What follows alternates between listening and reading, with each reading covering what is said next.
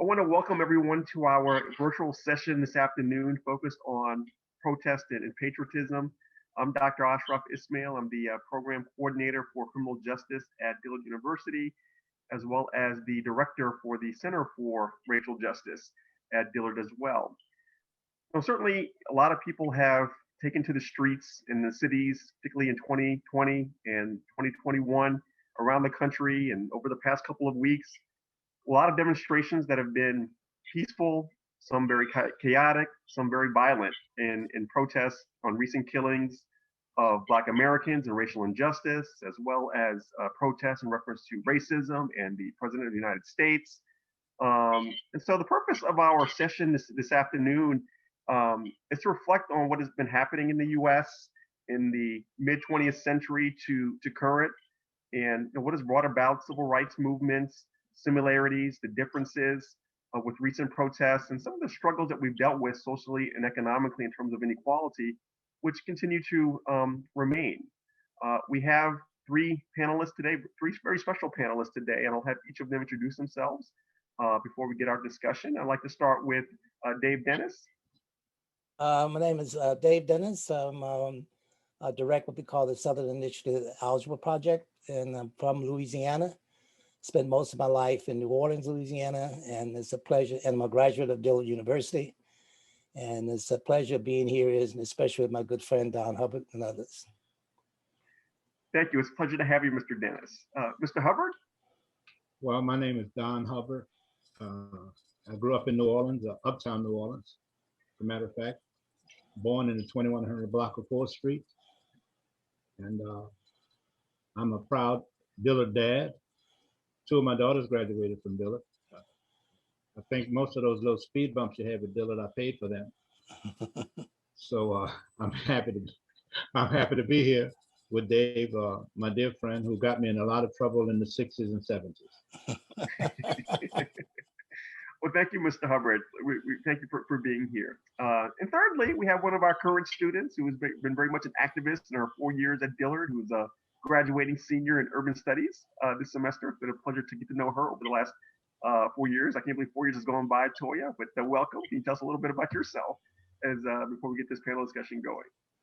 Good afternoon, and it's so nice to be on a panel with a legend such as yourself, Mr. Dennis and Mr. Hubbard.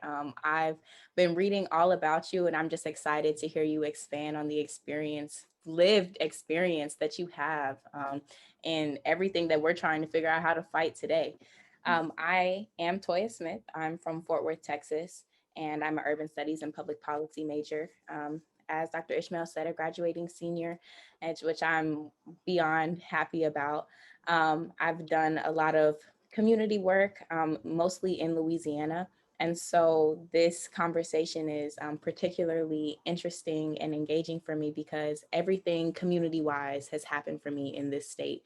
I wasn't engaged this way in Texas. Louisiana is really the city not the city, New Orleans is really the city that baptized me into this work. So I'm excited to be here today. Well, thank you, Toiya, for being on our panel. I'd like to start off by asking each of our three panelists before we get into kind of the history of protesting. What are your experiences in engaging in protests? What have been your experiences long term or even currently in protests? And we'll start with Mr. Dennis. Can you share with us some of your experiences in protesting? Yeah, okay. Toiya, I was raised not too far from Fort Worth. I was raised in Shreveport, Louisiana. So we saw, you might say, some type of neighbors. I was really baptized in the civil rights movement back in 1961 at Dillard University. When I got to New Orleans, Louisiana, there was a group of people, Aretha Castle, Rudy Lombard, and actually a student from Dillard University, Caesar Carter, and a couple of kids from Tulane and Loyola University who were in jail, had been arrested and sitting in the lunch counter downtown in New Orleans. And so I really got involved in the movement the first time really get directly involved and arrested. My first time was in New Orleans in 1961, around April, for picketing McCrory's. And then from there I joined the Freedom Rides in in May in Montgomery, Alabama. I was on the first bus from Montgomery into Jackson, Mississippi. And my first time in prison was with the Parchment from there. I was still a student at Dillard University. And after I got out of there I became a field secretary for the Conference of Racial Equality, working in the states of Louisiana and Mississippi as part of, did work in northern Louisiana around Shreveport and places with Dr. Celia Simpkins and Reverend Blake and the rest of them in an area. Then into Baton Rouge, working with the students, and second walk out from Southern University with Don Hubbard and the New Orleans core group, which was a very active group of young people who worked in the movement and across the South that very few people know about, and there's very little history told about them. But they were dynamic leaders throughout the country, especially the South, for about 4 or 5 years. And then from there I went back to, went to Mississippi in 1962, heading up the core project there, and was part of the development of Freedom Summer and the Freedom Democratic Party in 1964, worked with people like Bob Moses, Fannie Lou Hamer, and others. So during that period of time I was arrested 33 times. And I was with Medgar Evers 1 hour before he was assassinated, supposed to have been with him. And then the following year, I was with Cheney Goodman Swerner, who was killed in Neshoba County, Philadelphia. I was with them about less than 24 hours before they were killed. So I had close encounters with people, violence, and during that period of time of my work we lost 19 people that people don't read about, talk about, beyond just those who famous people, well known. So that's been my involvement in terms of protests. Primary work was not only just sit-ins but also a lot of work in terms of trying to challenge the political structure around the state. A lot of my work then was after that period, 1965, losing Mississippi through 1968 when I went to law school and went back to Dillard. I worked very closely in working with organized and working in New Orleans with Don Hubbard under his tutelage and guidance, to be honest with you, and who really helped to, well, it was Don Hubbard, as far as I'm concerned, who really began to challenge the system and really demonstrated how Black people can develop an economic base, and which he has one at his bed and breakfast place located on St. Charles Avenue, one of the best in the country, and it's Black owned. And so that has been my experience in the civil rights movement. And then lately, we began to look at, since 1992, becoming immersed into the work of around education, working with the Algebra Project, and have my own nonprofit now called the Southern Initiative Algebra Project, which we're working on some schools in New Orleans in partnership with Dillard University and Xavier University. And so that's what I've been doing now since 1992 and still presently doing that. That's my experience. Thank you, Mr. Dennis. Mr. Hubbard? Well, thank you, Dave, for my resume.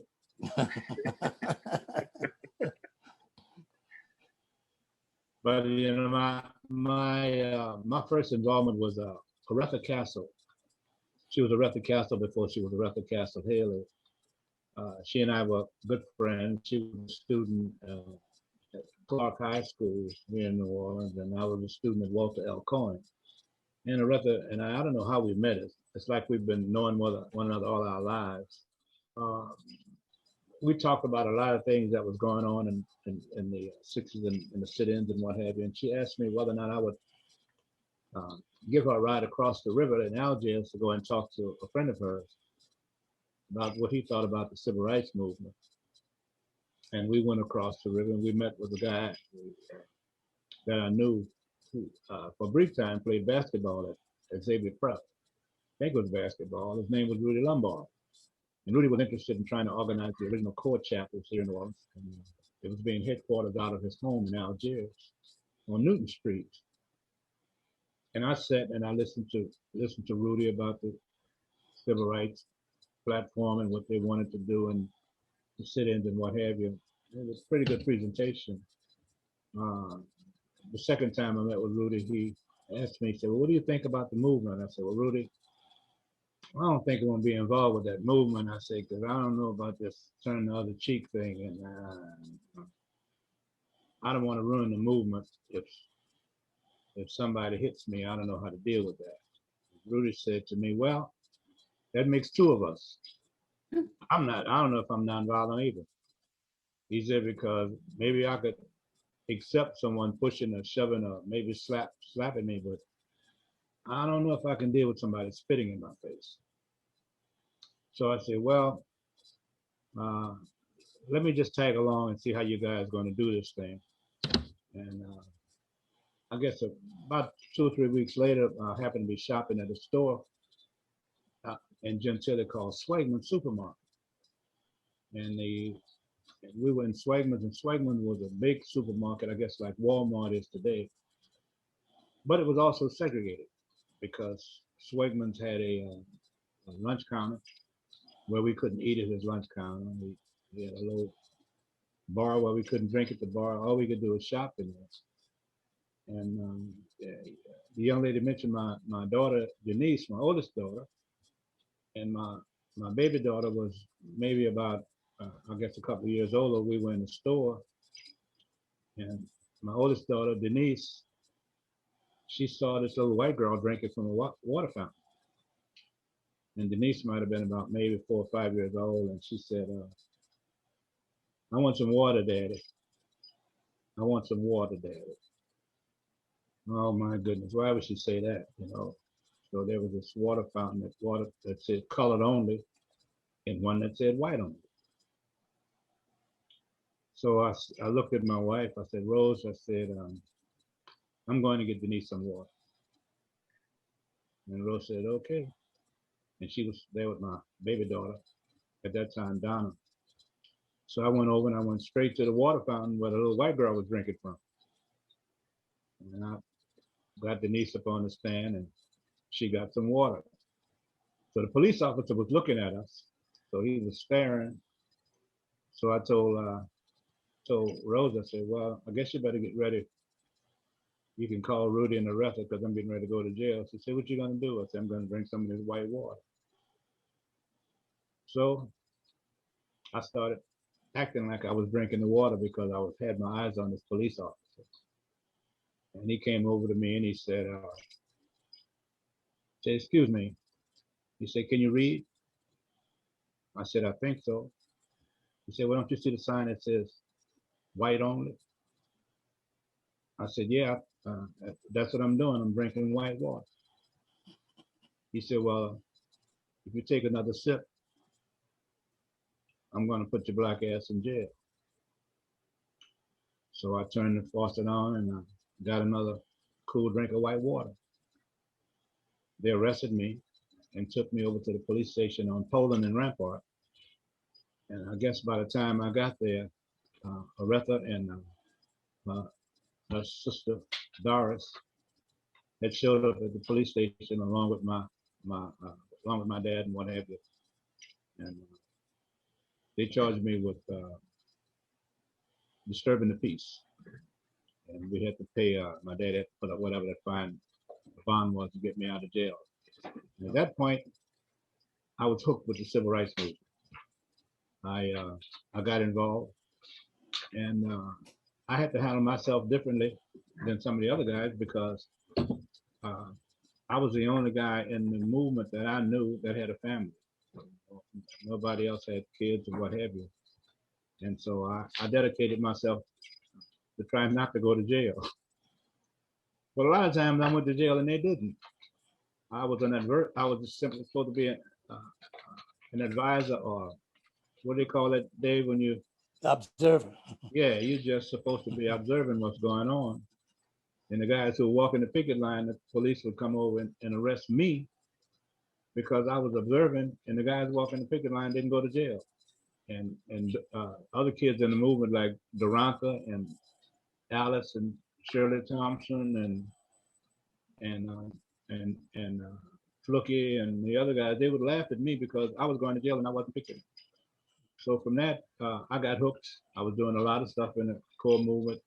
Dave moved into New Orleans. They started organizing the demonstrations at Southern University in Baton Rouge. And I always laugh about the fact that Dave dragged me into the movement while he was safely tucked away in jail. I was outside demonstrating, and that's where I got my first taste of tear gas and fire hose in Baton Rouge, Louisiana. So you don't start out doing a lot of things. You just start out doing a lot of small things, and they mushroom into going to work in Plaquemine, Louisiana, going to work in Bogalusa, and it's things that you do, not that you have some master plan for doing them. When they come up, you pitch in and you do what you're supposed to do. We had a nonviolent approach to the situation, and I thank God that I was never permanently injured in some of these demonstrations that took place. So, I mean, like Dave, we don't see ourselves as any great heroes or anything. It was time for you to be involved, and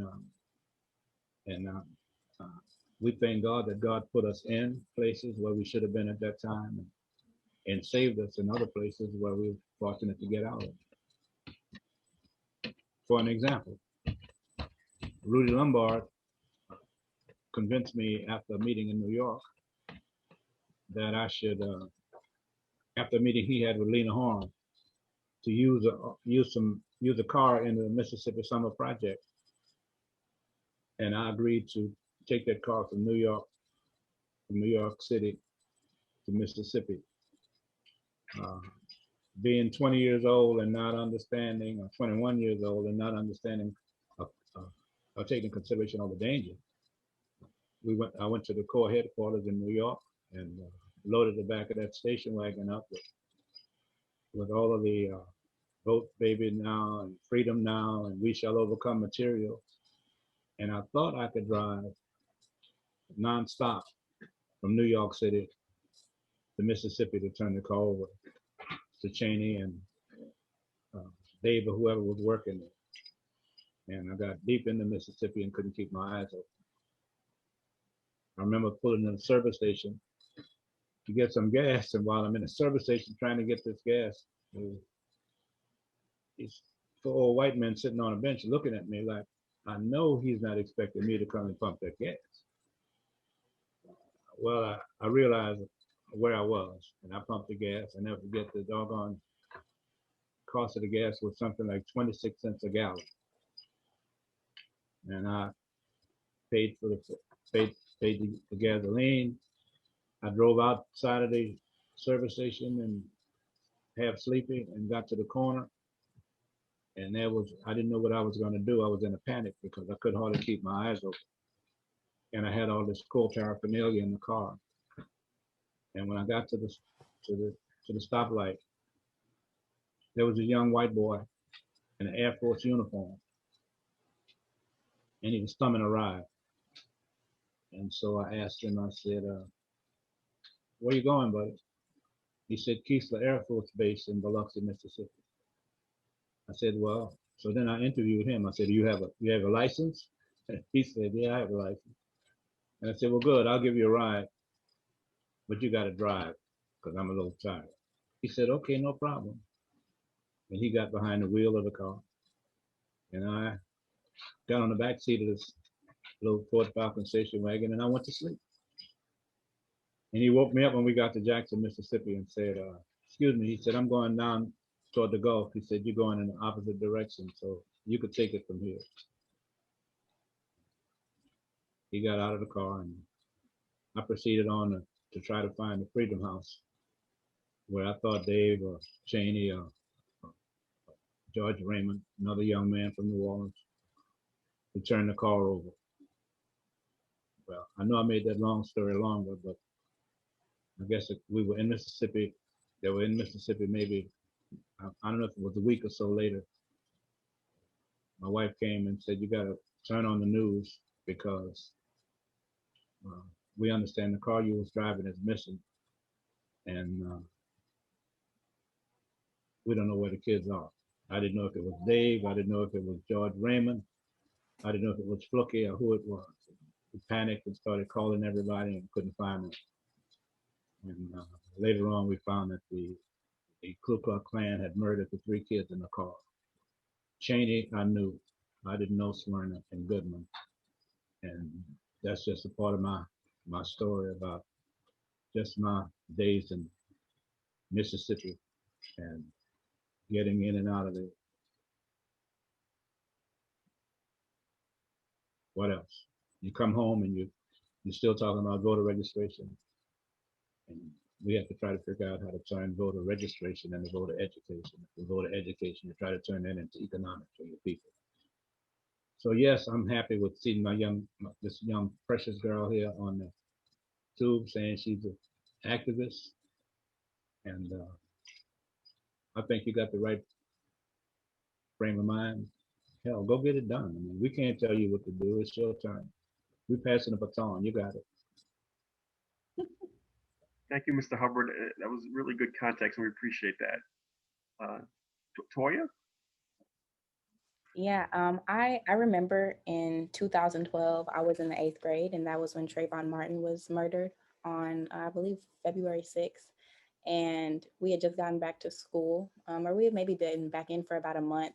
And I just remember not fully understanding what happened, right? Like what I knew it was wrong, right? But I couldn't understand how a system could let something like that go on, right? Because I'm like, well, right is right and wrong is wrong, and we make decisions everywhere that we go off of what's right and wrong. That's how I'm thinking. And it wasn't until I got to high school, my freshman year, when I joined the debate team and learned about Emmett Till, who of course was murdered in 1955 on August 28th, that I realized this is not new. You know, this was not the first time it happened. That was why when I went home and was talking to my dad about it, he wasn't necessarily like completely shocked, right? Because this is not, this issue is nothing that's new or unique to our experiences today. And so I didn't figure out a way to kind of be a part of that movement, to be a part of what do we do to fix it, to just like engage somehow with the injustice until probably closer to 2018. Just getting involved in organizing work in New Orleans. And then in 2019, Tatiana Jefferson was murdered, and she was killed actually in Fort Worth, Texas, my hometown. So I felt like a special kind of pull to what was going on there. And so I went back home to help organize there. And then of course, like this, during the pandemic, there's been the murder of George Floyd, Ahmaud Arbery, and many more. And so there have been ways to like kind of organize and get engaged in protests there as well. But yeah, so the experience wise, like, you know, I feel like our role, our responsibility is just to be engaged in the way that matters. But those are some places that protesting has showed up for me in my life. Thank you, Toiya. To kind of piggyback off on what Toiya was saying, I mean, certainly we've had a lot of instances over, 2020 and in 2021. You know, there's obviously seems to be a lot of amount of racism, going on, and it's very prevalent. I was born later in the 70s. Toiya, you were born probably in the year 2000, et cetera. And so I wasn't around, during the, civil rights movement. Based off, observation, I mean, how much has the civil rights movement significantly changed race relations? How much progress have we made, and where do you think we stand in regards to race today? And I'll start with Mr. Hubbard.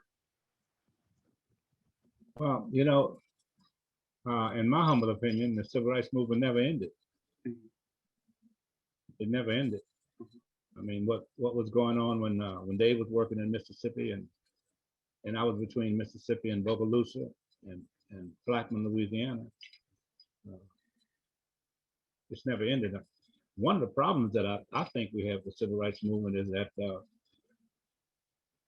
some of the younger people feels like it's over, so they don't think it's anything to participate in. I mean, they once they finish college, they don't look back. They don't look back to support the college that brought them there. They don't participate in the alumni association. They don't understand that the fight is still on. and they all push and shove because they want to be the first and not trying to help who's going to be second. You know, when we were involved, it was not all about me. It was all about us, and we had to sit with our different groups, because in New Orleans, we tried to outblack one another. You had the Urban League, you had the NAACP, you had the Consumers League, you had the Ministerial Alliance, you had CORE.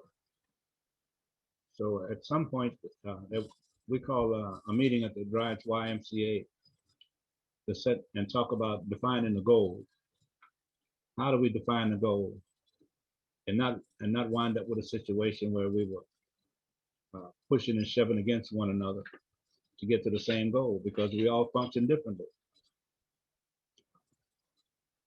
Like myself, I started with the NAACP youth group, and when it was explained to us that if you're in the NAA youth group and you're arrested, we're not going to do anything to get you out of jail. I said, okay, well, now I got to be a member of CORE, because I got to do what I got to do. So I watched the Black Lives Matter demonstrations. I watched the other demonstrations that only flare up when it has to involve someone who was murdered and what have you. But, you know, I think that all politics is local. All politics is local. If you can't control the politics in the areas where you live, then it's going to be difficult. If we don't elect people to office, well, that we're concerned that we just elect them because they have personality and they have no commitment to the community, we can't change any of this. So what's different? What's different is that we are educating another group of young folk like yourselves, who have the responsibility of choosing persons who can work their behinds off to what I would say have a Black agenda. Now, a Black agenda does not mean an anti-white agenda, because myself as a business person, I know when I walk in the door with a white group of businessmen, the only reason I'm in the room is because they want something. So if I don't go in that room, say, hey, I got to come out of here with something for my people, there was no need for me to be in the room. So a part of this whole economic thing is you now coming from a generation of parents who understand finance. We didn't have those financial discussions when I came up. It was just paying the bills. So what is it, how does it profit you and your people for you to come out of Dillard University without a mindset of knowing that the reason that you were in that school was not to be educated for you, was to be educated for your people. So the reason I say I want you to keep on doing what you're doing, because at some part in your life, some phase of your life, you will understand that the politics and economics is what's going to make a difference. And I'll give you another example. My dad used to always say, when you go to jail, I have to put up my property to get you out of jail. You don't own anything. The only thing you have is an automobile. You have to own some dirt. I didn't understand what that meant until he explained to me about I should own my first house. And he showed me how to do that. That was my dirt. Young people now, they don't want property. They want a condominium. They want to pay me. They want to pay me to rent the condominium that I own. And they just want to be free to move on. To me, you have to understand the economics of what we're dealing with. I mean, you know, I'm not a country guy like Dave Dennis, but Dave Dennis come from an area where they understood about owning dirt and how you own property, how you own that farm you work on. So when all else fails, when they move on from Black Lives Matter or something else, Mm. And the big thing was on TV this morning about the Black Lives Matter has raised, I don't know, how many millions of dollars. I don't know how you turn that into economics, or whether or not that's going to go into personalities. So maybe I talk too much, but that's the way I see it. No, Thank preach you. on. Thank you, Hubbard. Mr. Dennis? Yeah, well,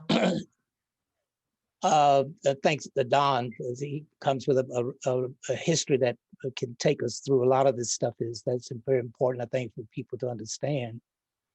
But very briefly, is that what happens in this country is, especially around the civil rights movement, there's this surge going on every 50 to 75 years. There was a surge during Reconstruction. There was a surge forward.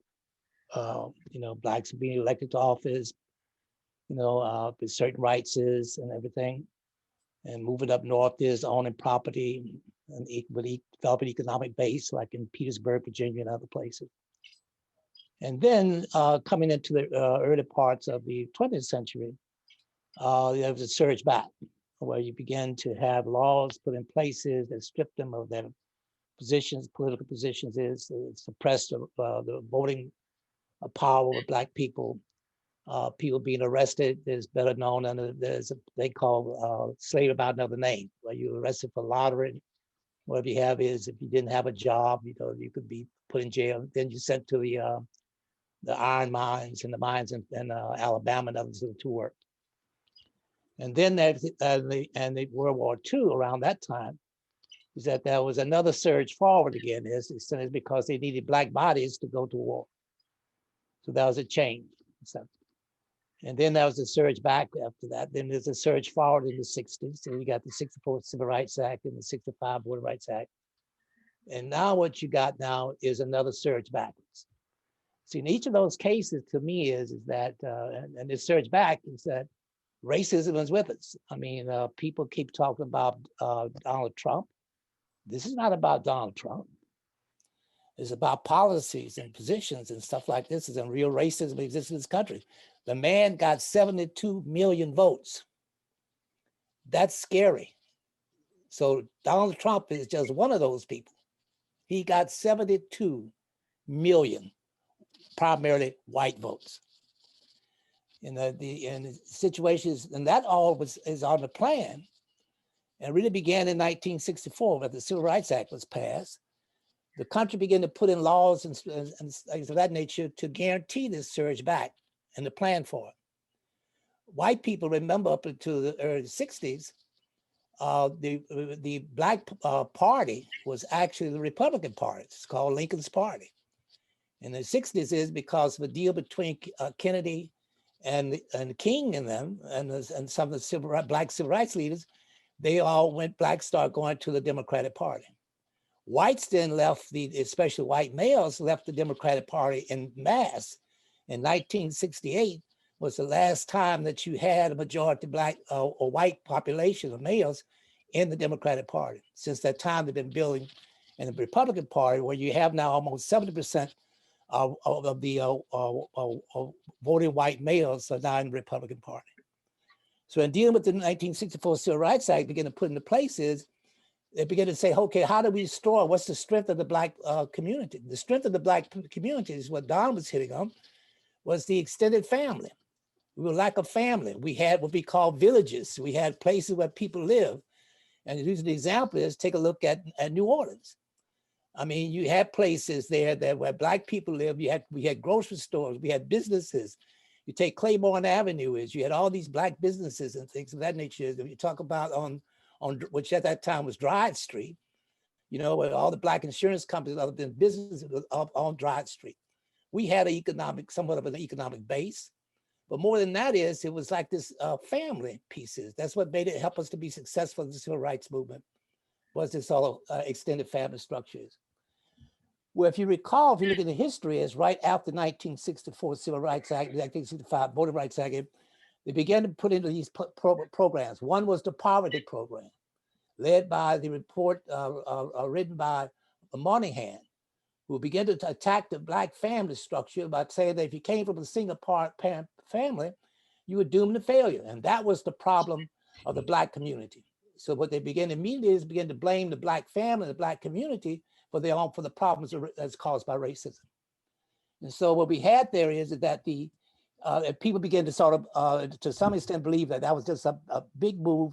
And the idea here is, how do you break up that family structure that we had? The other program was going after the culture and the business of the communities.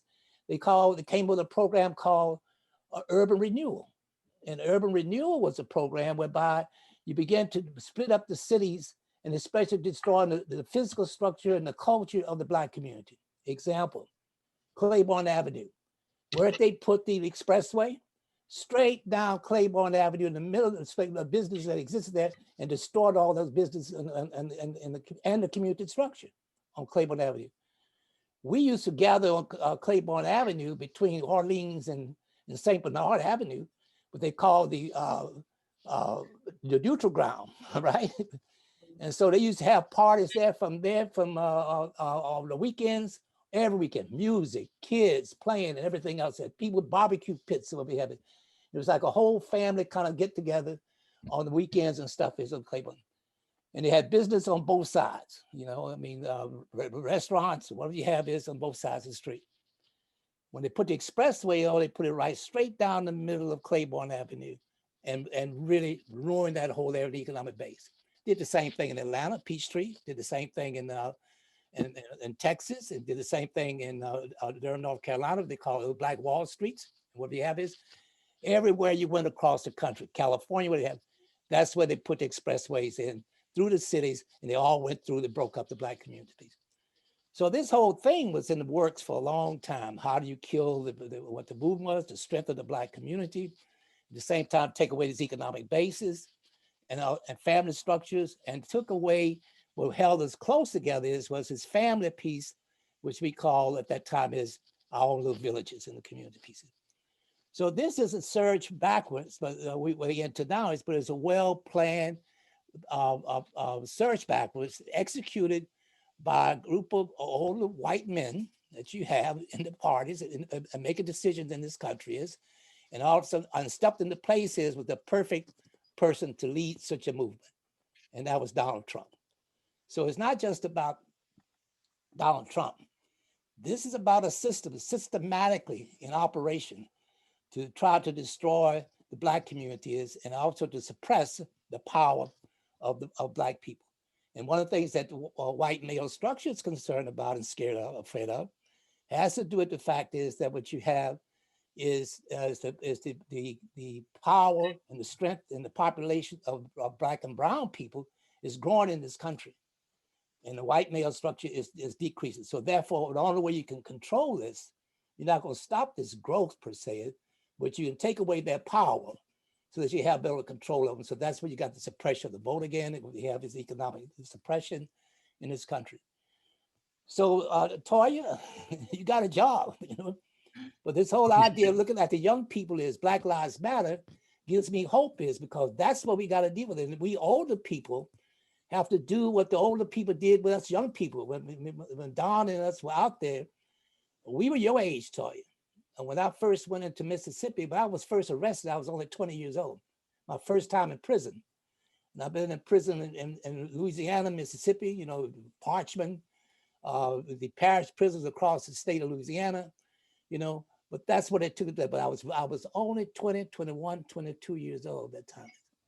And so where we are here with the young people in college, and most of the movement at that time is with populated by young people just like you.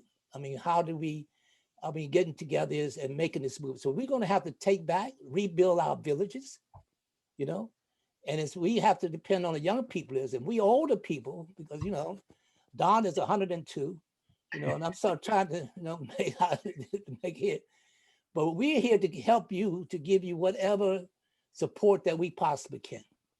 So don't hesitate to call on us. Let me say this. Let me say this to my young friends here. The system is not broken. The system is designed.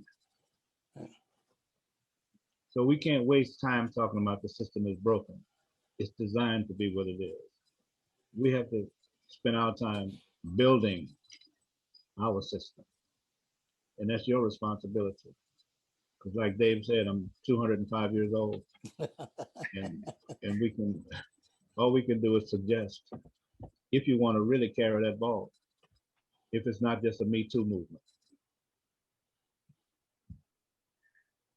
I want it. I want the torch. I'm taking it.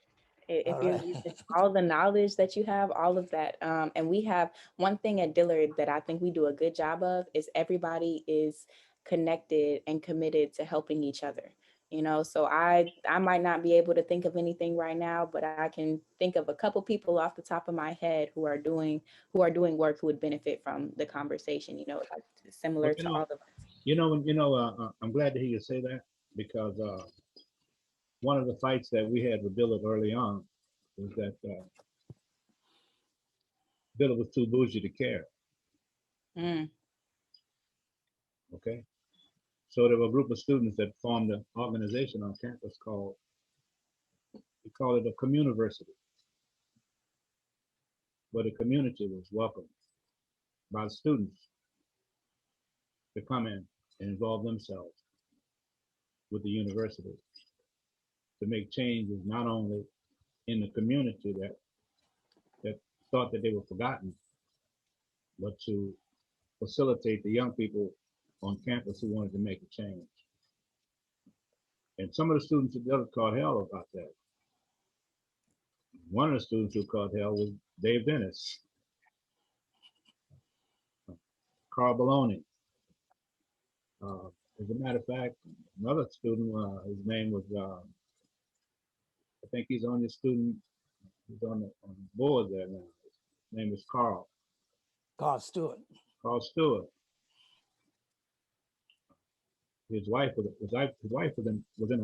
in a singing group. Her name was Joanne Roberts, a singing group at Dillard that toured the city of New Orleans, bringing the people in New Orleans close to the Dillard. That group of young people was called the Gospel Gems. Hmm.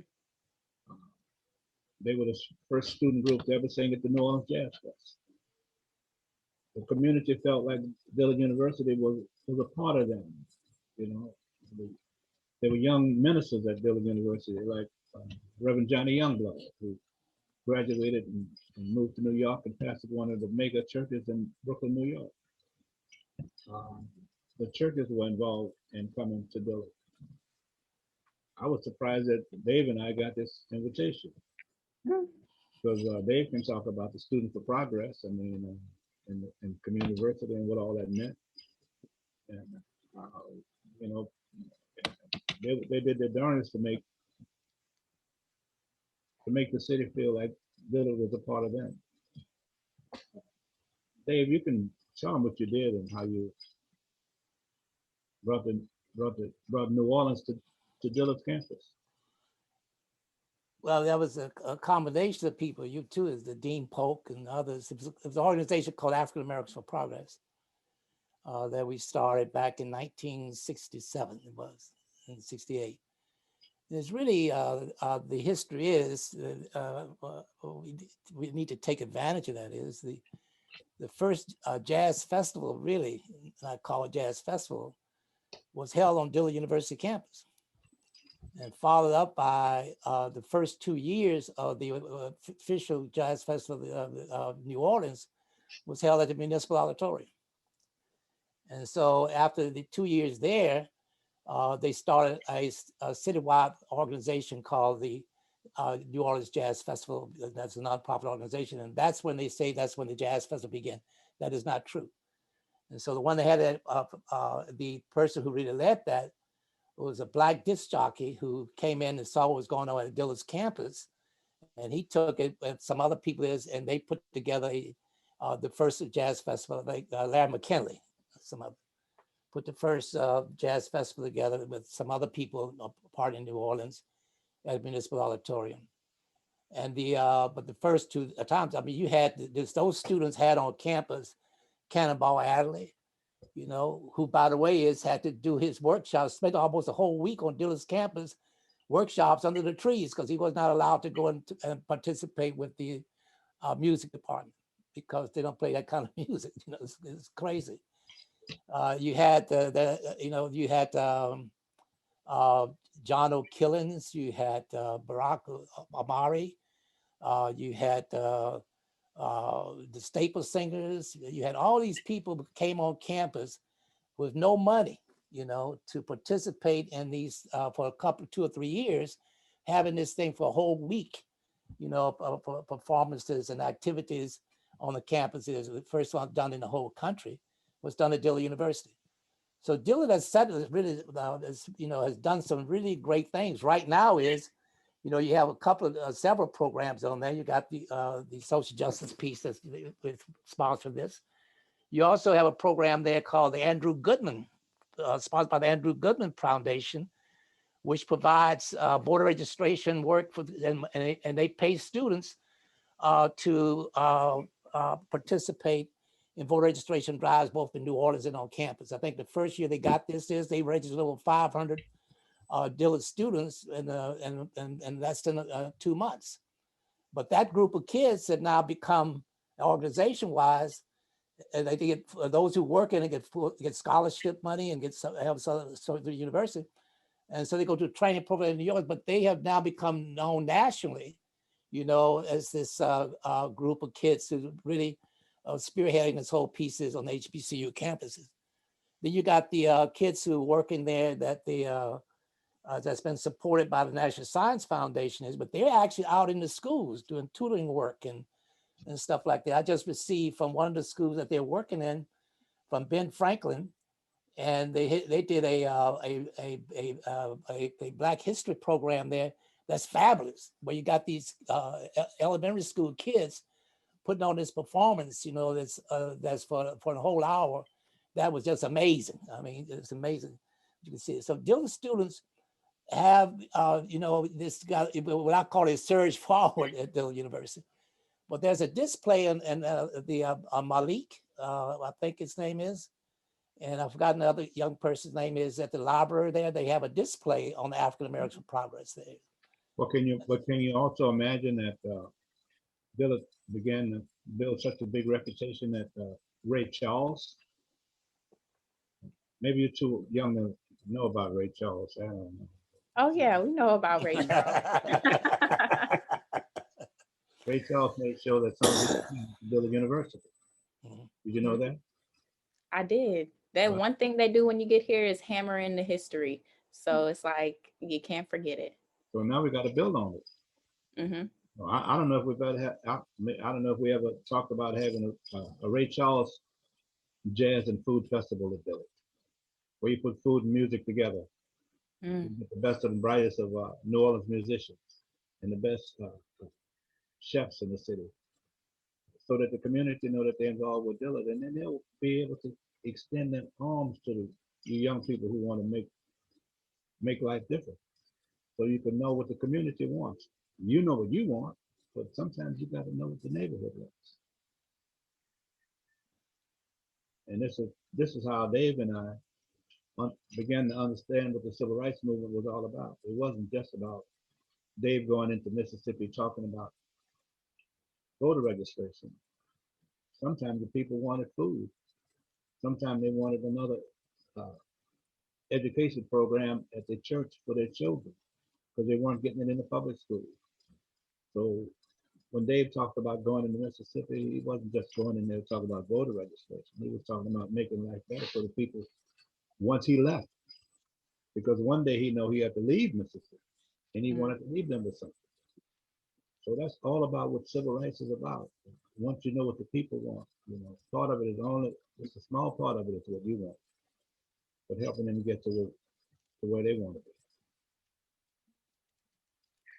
I'd like to shift focus now on looking at the impact of public protesting and the effectiveness. Could you all touch on perhaps some examples of how protests worked in the past versus today, the differences, the similarities, and also the impact of both violent and perhaps nonviolent protests today?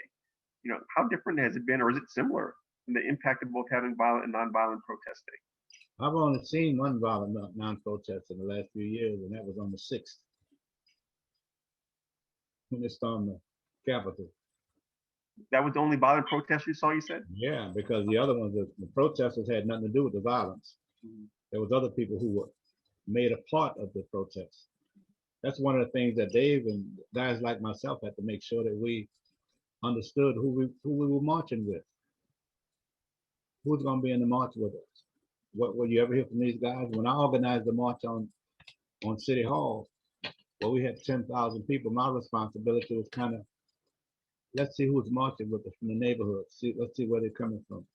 So as we marched from, at that time, the Shakespeare Park, what we call A.L. Davis Park now, the City Hall for demonstrations, that there was no trouble on the march. Because one of my responsibilities was to be connected to the neighborhood people. I knew where the bad actors were.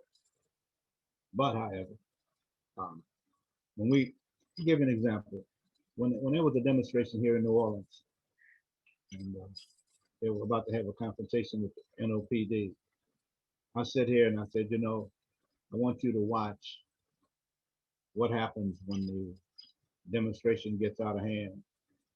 The guys who want to start trouble will pull back and they'll put the white women up front. The white girls will go up front to confront the police department. And then you're going to have the tear gas and the rest of it. Because in every march, in every demonstration, you got to know who the leader is.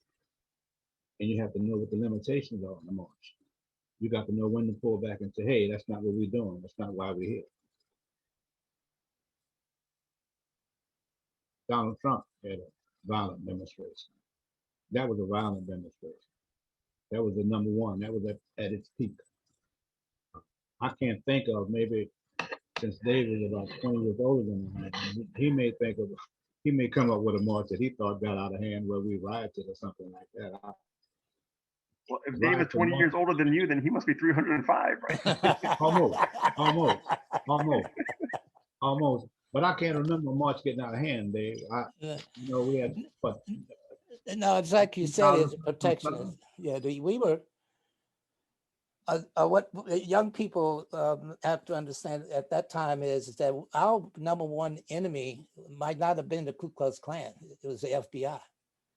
And so we were infiltrated by the FBI. I mean, we used to look, for some reason, most of them wore thick-soled shoes. Remember, Don? So you pretty much tell them about about the dress they had on. But if you look at the history of it, is when they talk about Viola Lauzo, when she was shot and killed, that was an FBI agent in that car. There was FBI agents in Mississippi. Cheney Goodman Swerner might have never been found if it had not been for Dick Gregory, which is part of history people don't know is the FBI, they didn't know where the bodies were. J. Edgar Hoover was saying that they saw them and they got witnesses, saw them in Cuba, saw them in Paris and places like that is, and all the time they were on the dam. And so when they reported to the FBI, when the informant did, because the FBI had a $25,000 reward, I think it was, and Dick Gregory had put up an award for $25,000 also. So when they went to look for the informant went to the FBI, the $25,000, the FBI didn't act on it. But he wasn't a dumb white boy. He decided he could add, I guess. So he knew there was another $25,000 out there. So he went to Dick Gregory. So Dick Gregory's threatened to say, I know where the bodies are. And Dick Gregory, I think, was in Paris at the time. He said, when I get back, I'm on my way to the United States. When I get back, I'm going to announce where the bodies are. Well, the FBI knew he knew. And so before Dick Gregory got off the airplane, the FBI said, we now know where the bodies are. All right. So that's not about doing a coincidence. Can you imagine just 24 hours or 48 hours ago, this man, they released a letter from a guy who was a police officer in New York City, who said that he was a part and worked along with the FBI and the New York Police Department to arrange for security to back down so that Malcolm X could be assassinated. Yeah. So Dave and I were always cautious about who was a part of our movement and who was the loudest person in the movement and who are they? Where did they come from? We never could visit 917 North Tonti, which was the home of Aretha Castle and Doris Castle, where there was not an FBI agent out there taking pictures of people going in and out the house and the license plates on the cars and the rest of that. You know, we have some of our friends now, we said, hey man, you really can't come to my house because we know they're still looking at you. Toya, from your perspective, are public protests effective? Oh, it have to be, yeah, definitely. Oh yeah. I mean, at least now we have public protests on our cell phones. Yeah, so I definitely think that they're effective. I think even larger though, because I don't think that our generation has an issue with getting up and being loud about what they care about or about what we care about. I think the piece that's missing is the education piece, right? Like that knowledge of our history, that grounding in the blood of everybody who's come before us. And I just think that a lot of times there's like a lot of repetition, right? So I was thinking even while Mr. Dennis was talking earlier about how they would they ran the expressway through the city to disrupt the businesses. At Southern, the way that they got the hump was because there were students who were protesting the fact that they were trying to have this train run during the most busiest time that kids, or not kids, but students were going to class, leaving to go to work, and it was making it extremely difficult for them to get to Southern. And 2 students were killed. The students who the Smith Brown Memorial Center is named after, they were killed during that protest, not because it was violent, or even not because it was nonviolent, but because something dropped. There was some kind of sound, and they started shooting, right? And they were killed, and now Southern has the hump, right? And so I just think that like even small signals like that, if I was a Southern student, right, would, as I'm going onto campus every day, remind me just to simply be here. There are people who shed blood, and it's bigger than just the blood that's shed, but just the power of education, right? The power of knowing more and having like an intimate connection with our history. And I think that that's what's missing. It's not taught in our schools, K through 12. And not all of us go to HBCUs. And even though that some of us that do, that doesn't mean that we get it here, so it has to be intentional, and we have to find ways to communicate that to people, because like I said, a lot of this is not new. And I think in addition to not knowing our history, because we don't know our history, we don't know our power, right? And so we've come together many times in history before and have made some phenomenal things happen. I'll give you an example. Public education is not something that the white man came up with, okay? That's something that freedmen developed, right? This idea of having money that we pour into our community inside and decide exactly what our kids need. That was something that we did. And white people were coming down into the South after slaves were freed, and they were trying to help out with the building of schools, and kind of like integrating even those who were well-intentioned. And Freeman said, no, that's not what we're doing. We're going to continue to educate our kids. Black people still in history have the fastest growing rate of becoming literate of all people, right? We're not taught those things. We don't know that, right? But literacy, like being able to read, being the ability to educate ourselves and each other, was hidden. Not even hidden, but I mean, there was such a strong emphasis placed on it during slavery that afterwards, all the slaves were in a rush to get to books, to be able to read, to become literate. And so just like, I just think that, we forget the kind of power and even things like that, and so today, public education, even in New Orleans, we see the way it looks, right? It's completely chartered, it's public, and it's monopolized. Like students are not getting the same experience, and I think in a lot of ways, are not exposed to their history or their power. And so I think like in moving forward, of course, protests are effective, but what would be even more effective is that grounding in what has already been, and Okay. now what can we do to move forward? Yeah, let me ask you a question here. So how do you propose Dillard can fix that? So, the Washington, Booker T. Washington respectability politics, and then we've got our dear friend W.E.B. Du Bois. I think a lot of our HBCUs operate in the, like, let's be good old boys kind of policies, right?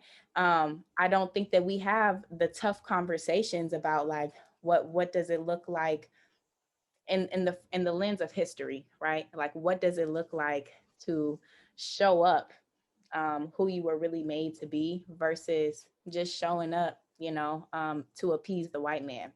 So the ways that I think that Dillard can fix or bridge that gap, I think is one, having those conversations around education, right? We have a phenomenal professor at Dillard named Dr. Eva Baham, and she is probably the champion, and I'll say the only person at Dillard who challenges students on their history and where they came from, and just, and teaches those lessons. Now, it's unfortunate that only 3 hours of her course is required for curriculum for students who are not social science majors, because it is imperative to a lot of what we do. So as I'm saying that, thinking maybe some expansion in the history department, or giving my girl, Dr. Baham, some more, because she is, and there are more students who will attest to that, she is really the heart of when it comes to understanding our history. She is the history department. Additionally, I can see exactly what you would mean by saying that Dillard is kind of bougie to the community, because yeah, I think we need to do more about reaching out and connecting with the neighborhood that's even right around us. I've always thought that it was odd that we have HBCUs that are conveniently placed in communities that don't look that great, but the campus will look great, but everything immediately surrounding it doesn't. And it's like, why does it stay that way? Why is it that way for several years, right? So I think that there's some way that Dillard students, and even just whether that looks like capital, or resources, or just engagement, the area of Gentilly could use our touch, could use our hands. And I think it's odd that we haven't done our part to reach out and do more outside of the gates. Yeah, just one. Glad you said chance to talk. Oh, what you just said about the conversation stuff is great. Okay, so I'm going to make we have a program that I'm working with now. It's called a pre-K 16 model, and it moves with the partnership with, right now, working with 6 HBCUs, trying to develop a model for this education pieces, where you begin to develop the pipeline from early childhood all the way 3 to 4 years of college. So we work with faculty members and others. The 6 universities, HBCUs, are University of District of Columbia, Virginia State University is, Jackson State and Tougaloo, Xavier University, and Dillard University is part of that, all right? So part of the faculty that's been working with that from Dillard was Dr. Nia Hydell until she left. But then you have Dr. Turner, who's working with Dr. Jeff Benjamin, I think it is also working with us. But we also work with a group of students from each of those places, whereby they are doing tutorial work and mentoring work is at some of the schools that we're working with. So to make a long story short, we have this national committee of working people who are trying to figure out this answer, the roles of HBCU and moving students from the bottom quartile to 4 years of 4 years of college. So I would like to invite, we figure out how to do invite you and Dr. Baham, I think you said. I've never heard of it, believe it or not. And I might, before this pandemic thing occurred, I was on Dillard's campus all the time, I just didn't know. But at any rate is that we need to figure out how we can get you guys involved with this discussion, is because we could use this support and stuff like that in what we're doing here. So I've made a commitment to begin to work with Dr. Esmail, and I'm also is on the social justice pieces. My son does a lot of this work. He's a David Dennis Jr. He's a journalist, but he does a lot of this social justice work with me also. So I just want to put that out there. If you're interested, let me know. And please don't hold it against him because his name is Dave Dennis Jr., okay? He's really a nice young man. Really a nice young man. You'll like him. Well, we're going to definitely connect you with Dr. Baham. She's actually one of our best instructors on campus, and a very valued historian. And I think that's one of the initiatives, and I agree with Toiya, perhaps increasing or even having a history department, I think is very, very significant on a Yeah. HBCU. So we'll see where that goes moving forward. Because I think that's been one of the initiatives, even, she and I have discussed. And I think Toiya is correct that perhaps we need to kind of focus in on expanding, if not having a department for our curriculum in reference to history. Because obviously, as we listen to you all dialogue, the significance of what we don't know is very impactful, and we need to know, et cetera. So I do agree with Toiya. Perhaps we have one history requirement, and for a lot of the social sciences, it's only one. Even I think Toiya, your area is 4. Urban studies put a lot of emphasis on history, but other than urban studies, we've only required one history course, which is probably not significant enough. Being at an HBCU, so it's something to look at. Yeah, I just make one statement on that too. I forget it because Toiya, when you talk about the schools, the education system beginning by ex-slaves and everything, you're absolutely correct. But one of the things that's very interesting about that is, I just want to put a pin in it, was that one of the reasons why these Black educators, which everybody don't know where they come from, because how did they get educated, right? So you got that history there. But at the same time is that what they did was that they wanted their kids to be, they felt that Black kids should be first immersed into their own culture before they spread out. So that's another reason why they didn't want the carpetbaggers or the whites to come in to try to educate their kids. They felt their kids should be educated, first of all, learn a lot about themselves. And so they've insisted at the beginning is that you had Black teachers teaching them, coming out this whole aspect, which is very interesting. I just want to pin in that. That's a great point you made on that, is you need to, because a lot of people don't know the history of public education in this country. And even Mr. Dennis, to your point, beyond that, right, like the Hampton model, when Hampton and Tuskegee were created and built. Now, Booker T. Washington was largely the face of the person who was doing that, but there was a Yankee, Samuel Armstrong, who was in his ear, right? And so he was spreading the message of the white man. And so the whole time people are like, we need to, we belong in the South, doing like work with our hands, right? Like, and we'll worry about maybe like learning all of those civics and things like that afterwards, but internalizing the message of this Yankee, and we don't know that, we don't talk about that. So that, I digress, but yeah. Keep talking, child. I think our HBCUs should be training up mini revolutionaries. I think like this is there are only so many spaces, and even that I say that carefully, that are really safe for us, and so we come to HBCUs and we get this access to so many different parts of the culture. But I'm like, we should leave armed and ready with knowing all about the Black experience, Black history, and I just feel like so many students leave and they're just like, all they have is like the kente cloth stole that says their HBCU name on it, and the bit of culture was crossing over, joining an organization. But I mean, there's just, our history is so much richer and deeper than that, Right. And that goes back to when I talked about the community university, and understanding what the community needs, and working along with the community, because they'll tell you, you got to understand, you go to Dillard University to learn what to think. You don't go there to learn how to think. You go there because you want to come out of that university with a job. You're not going there to come out of there to own a business. You're coming out there because you want a job. We used to say for years in the Black community that all of the brains in the community was in the post office. Because once they graduated from college, they all looked to get a job, and if they couldn't get a job in their field, they took a job in the post office. But your generation is different. There's much more you can do, because there's more that can for you. African American Students for Progress at Dillard has a blueprint for that. Maybe they threw it in the garbage can. Dave, do you still have some understanding of what it was you were involved with? No, they have a Malik, this young man, and I've forgotten what the guy who's the director of the library there at Dillard. My understanding, they have a nice display with the archive he's built up a lot of archives for the African Americans for Progress.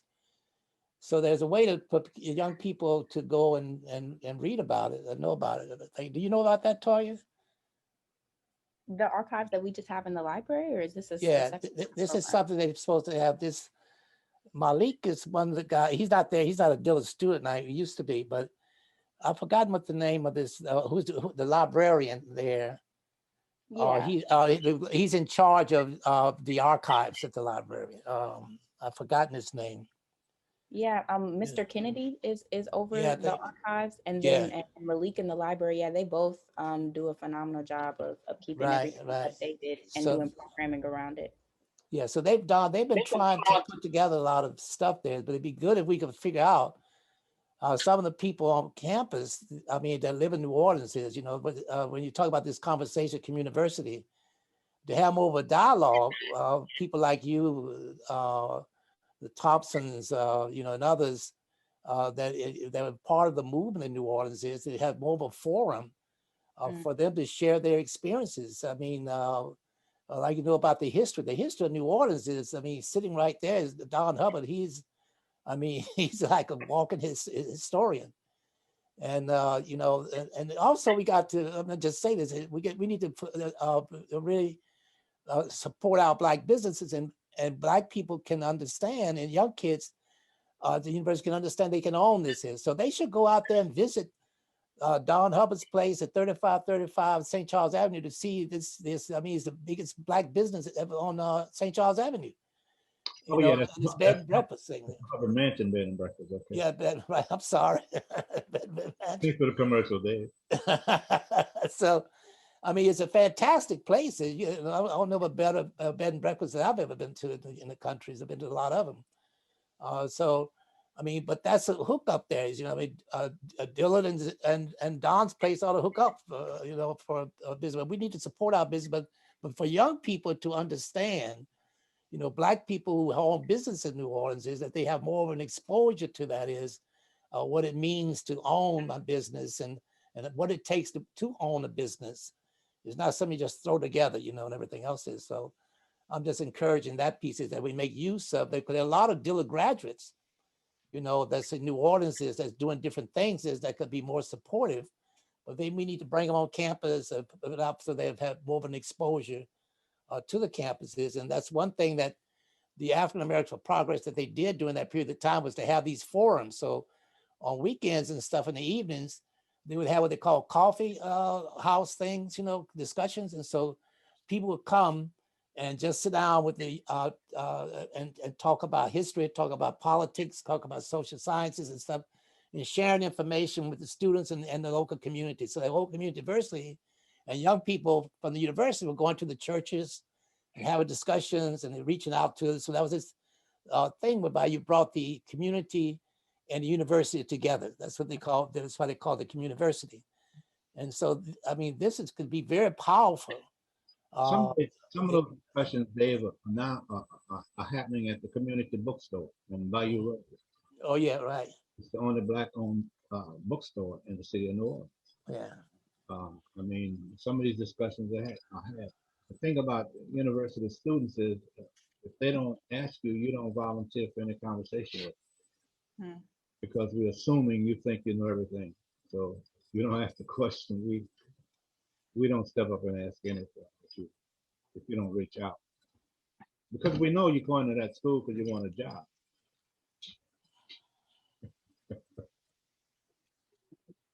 We encourage we have a lot of people listening in. If you have any questions for our panelists, please post them in the Q&A, and we can share those questions as we wrap up our session this afternoon.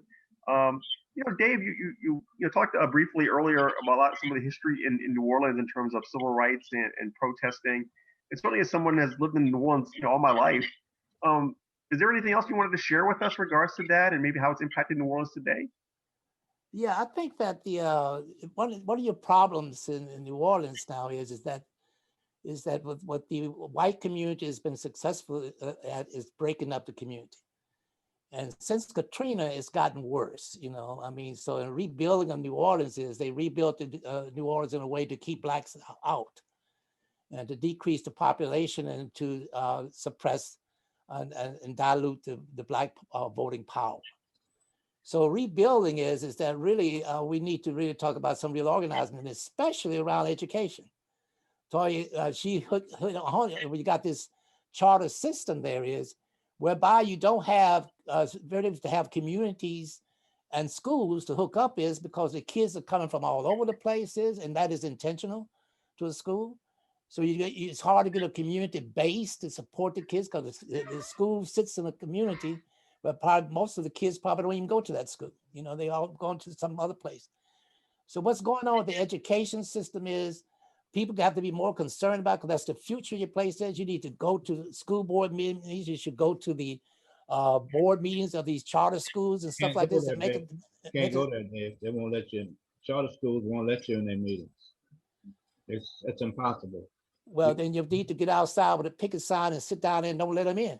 Well, You know, so you talk about demonstration, you know, and stuff like this. And you got your children, you know. I mean, these are our children. We have to do something. As Don said, we have to do something in order to say, how do you protect our children? You can't depend on them to protect our children or to educate our children. We have to take more responsibility to do that. You know? Dave, don't you think it's interesting that this charter school system only pertains to Orleans Parish, no other parish in the state? Oh, no. I mean, it's going statewide in Louisiana, but it's not only that is. The New Orleans system is being used as to create the same type of system across the country. Detroit is they say this is the New Orleans system, which outside of New Orleans, it is known as the best thing going. You know, all right, since gumbo, you know. So they bringing people in to talk in these various different school districts. So it's all over the places. Virginia, you talk about. Even in Washington, D.C., you know, you got the same thing going on in the areas that we work in there. You got the same thing going in some places in Mississippi and other places. They're moving this and it's being known or called the New Orleans education system. All right. And so if you look at the whole history about that, we don't have time to go through that, but trace the history about how after Katrina is when they created the recovery school district is, look at the people they brought in, you know, Paul Vallis. He was followed by what's the guy's name who's now with the state director of education. Oh heck, when my old age come in. But at any rate is they all came out of that Chicago school system, you know, and Bloomberg, you know, and so how they took over the education, the Betsy board, you know, with what's the name that got that's because Bloomberg put $250,000 behind running a person who used to be with what they call the teachers association, the group Teach for America. You know, so I mean, you go through that history piece and show how they've taken over. So yes, you're right. It's not just New Orleans. This is a national issue. Bloomberg financed everybody who was running for the Betsy board. Right. I think Bloomberg is in the book business. So if he's in the book business, his books are part of the curriculum for the schools system. So when you have people who are running candidates to be on the Betsy board and they have unlimited financial resources, said, "Oh my goodness gracious, what is this all about?" I mean, hey, you know, one of the things I asked a couple of your professors to deal with at Dillard, if they put together a think tank to help the new politicians that are elected in government to assist us in how they're going to redistrict the state of Louisiana. Dillard can do that. Dillard's got enough brain power to help us do that, so we can go to the politicians and say, "Hey, look, no. This is to protect your district. This is not to help the whole of the community. We're getting ready to redistrict the state of Louisiana." Myself, along with another Dillard student, we're actually in a redistricting academy. We just finished a few days ago with an organization based in North Carolina, and is giving us an opportunity to inform the redistricting process in communities talked to, like, you know, it just gave us pretty much all of the toolkit that everything that we could possibly need to have conversations around redistricting and actually be a part of the policy process. So I'm glad you said that. That could be something that the two of us, because it's a Carlos Pollard, Dr. Esmail, that we could bring through the Center for Racial Justice. I'm certainly hoping that Dillard University stands up and say, hey, look, we want to be involved in helping you draw these lines so that everybody gets to understand the power of their votes. And other than that, you're going to have people just drawing lines. Oh, let's draw this line because if we draw it right here, Dave Dennis can't run. Draw it in this neighborhood, I can run. And we can make sure we maintain all these segregated districts so that there's no conversation about education or anything we want to do because they have drawn the lines properly. The former Attorney General, he is interested in understanding how these lines are going to be drawn.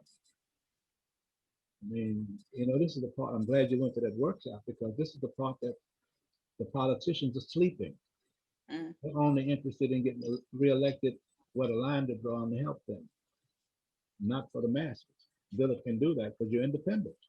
You don't have a bone to pick in this stuff. You can do that for us and for you. We're going to certainly work on that initiative, Toiya. So I wrote that down. So I'll be in touch with you as we move forward. Again, we got to rely on the young people, as Mr. Hubbard and Mr. Dennis has mentioned. You're a young person. So we have 5 more minutes left in our session, and I'm just looking, for closing comments, perhaps from each of you, and perhaps in reference to protesting, civil rights, Black Matters movement, similar movements. Anything you want to close on to give us kind of one last impression before? I have one question. There's nobody from this vast audience of people who've called me and said they're going to be listening. They don't have any questions. Any questions, guys? Those better listening, because I'm checking the Q&A right now. I didn't see any open questions. Any questions while we have our panelists? Well, shame on them. They better not call me and tell me what we should have said. Oh, here comes the question. Let's see. No. She may be typing her question. Well, while we're waiting on questions, the next few minutes, I want to give out your closing comments or closing statement. I just want to say briefly, and Toiya, I'm really enjoying having this conversation with you on this, as everybody else. But I think that the surge forward in the 60s really came primarily from college students, particularly from the HBCU campuses. And I think that with the Black Lives Matter movement and others that we got going on now, this building up of this surge, which we are into now, the beginning of another surge, is coming from the HBCUs to a large extent.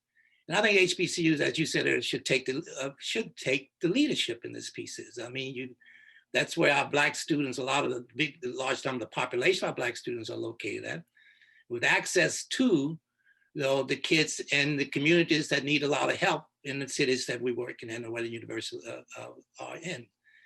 We talked about, you mentioned about the communities. Well, what has happened is where the HBCUs are, is that those communities, when the HBCUs were first set there, like what Dillard is, that was a big upper middle class community at one time. So it's deteriorated over the years. And that's what you find in many of the areas and stuff like that is they have deteriorated. Take Howard University. I mean, look at it, where it's sitting at the largest extent, and other places around the country. So it's been deteriorated. So the question is why, and what happened there is for those communities or places to deteriorate. So the rebuilding of our communities, which we have to do, we have to begin to take over. Gentrification is coming in this. I mean, New Orleans is, they don't look Black anymore, most of the areas. So how do we do this? And what do we do? Don talks about, how do you create or recreate the communities that we once had, that some people used to call villages, and what we have. We need to recreate those places so that we can have, in our whole, the extended family, whereby we care about each other. And a good place to get that started is through the HBCU campuses. And Ms. Smith, let me say this to you. I'm disappointed because I was looking for a lot of conversations to be coming out of Tuskegee. Buddy and those guys in Tuskegee had a lot of questions to ask, and I'll be darned, Tuskegee went mute on us. I was looking for Buddy to ask a lot of tough questions, and down there in Tuskegee, and I'm holding responsible. And not call me on the phone when this is over, okay? Well, we have I'm some calling questions you here out. from our audience. You know, I'm one calling question you. from an audience member. So what suggestions do you have for empowering families to teach and learn history within their own niche? Repeat the question. What suggestions do you have for empowering families to teach and learn history within their own niche? I think that this is coming from what Don talked about earlier, the community pieces, where it could really, that concept could really be very helpful here is students going to learning the history, but also spreading the history, be trying to develop, that is, going to the churches, you know, and having sessions, meetings with young people at the churches, going to community centers, YMCAs, what we have, and begin to have these discussions with people, or to have sessions whereby you can invite people on campus to have these discussions once this pandemic piece is over with. But you have a lot of now, to access to, you have a lot of these films and documentaries out there on Black history that we need to share, that people need to figure out how they can learn about, and then having discussion groups around that. The other one is that families talk about what your experience has been is. First, I have right now, what I do is that every Sunday, since this pandemic thing has been going on, and my kids are spread all over the places, so every Sunday I have kids to come together on Sunday evening, and we Zoom, and we have a family discussion, you know? I mean, so, you know, you talk about anything you want to talk to, but the kids have to talk, the grandchildren have to talk and say, you know, what's on your mind? So they have questions, and whatever you have is something they've seen on TV, we have this, but it's like a family discussion. So these are the kind of things we can do, and so you can hook up.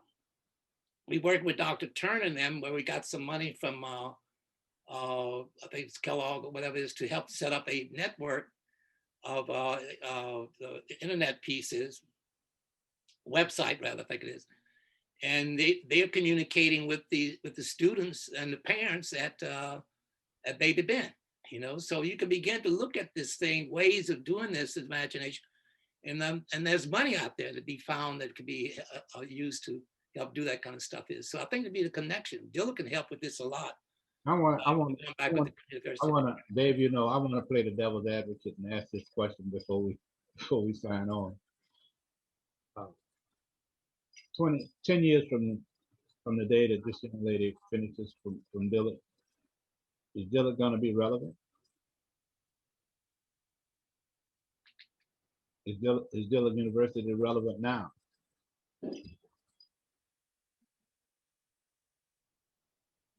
Hello? You asking me? Yes. I think so. I think it will still be in 10 years for sure. Why would we be relevant 10 years from now? What would Dillard have what would Dillard have done in the next 10 years to make it relevant to where the Black Lives Matter movement is, and you've graduated and you've given 10% of your income back to the school? 10%. Well, I mean, you'd make that much money. I mean, my goodness, can't think small. I hope so. I don't know. I feel like that's a difficult question to ask. It's a difficult question to answer. And I say that because my first thought is, if we're already a pillar of the community, right? Like a place that holds weight, the historical backing is there. We're going to be relevant. Dillard is never not going to matter. But I think then the question, which might not be the appropriate answer to what you're asking, but the question is, what do we do? How do we want to matter in 10 years, right? Like, do we want to matter just as the HBCU that's located in Gentilly that has done X, Y, and Z for the community? Or do we want to matter as a hub of Black revolutionaries, Black leaders, Black entrepreneurs, whatever that looks like? So I think the question is, what do we do now to decide? Well, you answered the question. Yeah. I was praying you gave me that answer.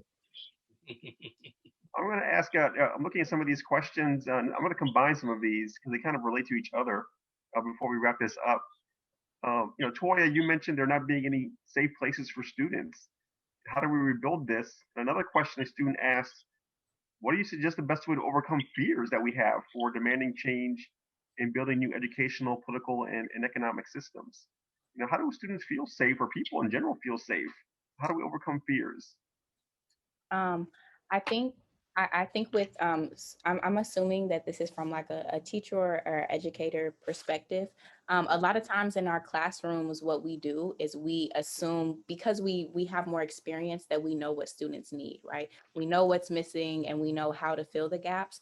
But a lot of times we don't, and we just need to create the space for them to be able to express that, to feel safe enough to express that. And what I think that looks like is of course, like teaching is touchy. Teaching is tough. We don't have the tools that we need whenever we go into the classroom all the way, and we don't have the resources to fix all of the problems. But a lot of times what happens is we create these like generalized groups for everybody to talk about their problem, and we try to like minimize issues into okay, so all of the boys are going to meet after school, and this is the safe space for them to talk about their boy problems. Well, being a Black boy versus being a Hispanic boy versus being an Asian boy, your experiences, all of those things, they're very different. And so I think that kids, a lot of times we look at stuff the way that we do because we've grown and processed and done all of these things with our experiences. But kids need to see somebody who looks like them. They need to be able to engage in a space that's familiar, and familiar meaning not like, because we're at school, it's familiar, but familiar like if I'm a Black man and I only see, or I'm a Black woman and I only see other Black women doing administrative or janitorial duties at the school, who am I to think that I belong in the room with the principals and assistant principals or even the teachers, right? So I think that that's one, like creating those affinity groups so that students have a space for them and being intentional about that, right? And to the other question about ways that we can still, be on the front lines without, or, be an advocate without having to be on the front lines. I think that there is this narrative right now that to be in the movement, you've got to be the loudest and proudest. But I think really and this can count as my closing too, this is what I was thinking, is that it's important that we figure out where we fit in, right? Like, what is your role, right? Everybody has gifts, and they all look differently, and that's a great and wonderful thing, because they're all supposed to come and work together so that we can achieve a vision, so that we can move forward, so we can progress together. And so I think, like, take a step back from the social media, from the the culture that says you need to do this, you need to do that, and figure out, like, what do you care about, what really matters to you, and then figure out ways to get plugged in with that, because there are plenty of ways to be engaged from your bed. You just have to seek them. So seek that. Thank you, Toya. I know we're over time. Any final thoughts, Mr. Hubbard, Mr. Dennis, before we wrap this up? No, other than to say my mother said something to me when she had me on the streetcar and I wanted to go play up front with the little white kids, and she said, "No, baby, sit right here with me." And I couldn't understand why I couldn't go and sit in the front of the streetcar. And she said to me, "Baby, they're waiting for you to change it." So that's been my life. I don't wait for the crowd. If there's something that Don Hubbard sees he thinks needs to be fixed, I do my damnedest to fix it by myself if nobody comes with me. So, young lady, they're waiting for you to change it. We're putting that pressure on you. Mr. Dennis. Yeah, and I think that this is, I really think and appreciate it. And thank you for inviting me to be a part of this forum. It's a great forum. It's great to be with Don and my meeting you, and also Toya. I'm very impressed with you. If you're the example of the future, I feel like we're in good hands. All right, so let's keep on moving. And like I said, we're here to give support and I want to also thank, I see some of my good friends, Virginia State. Hey, Brittany. And I see my daughter on, Erica. How you doing, booty? So really, it's good to, this has been a good experience and everything else. I'm looking forward to more, but this is what we have to do in terms of educating the community. We look forward to having you all on campus, both of you. I know, Mr. Denson, we talked on the phone a few weeks ago, the COVID thing, but as we get past COVID, this is not going to be the last time, hopefully, we communicate with both of you. We'd love to have you all on campus numerous times because there's a lot to learn and a lot to engage, obviously, that we can't cover in 90 minutes. So we look forward to, future engagement and work with you all as we move forward. Very good. Thank you so much. Toiya, just remember, we always follow strong women. That's true. You out there first, okay? All right. Well, thank you guys. Thank you all so much. Y'all have been 3 wonderful panelists. I learned quite a bit during this session. I'm sure our audience as well. I see a lot of comments in the Q&A about how much they've learned, great sessions, so on and so forth. Thank you. I don't think there's enough knowledge on this, so I learned quite a bit today. So I appreciate the 3 of you and joining us today and sharing with our audience, and including myself, some of the experiences in relation to protesting and civil rights. So with nothing further, we will end the session. And again, thank you guys so much.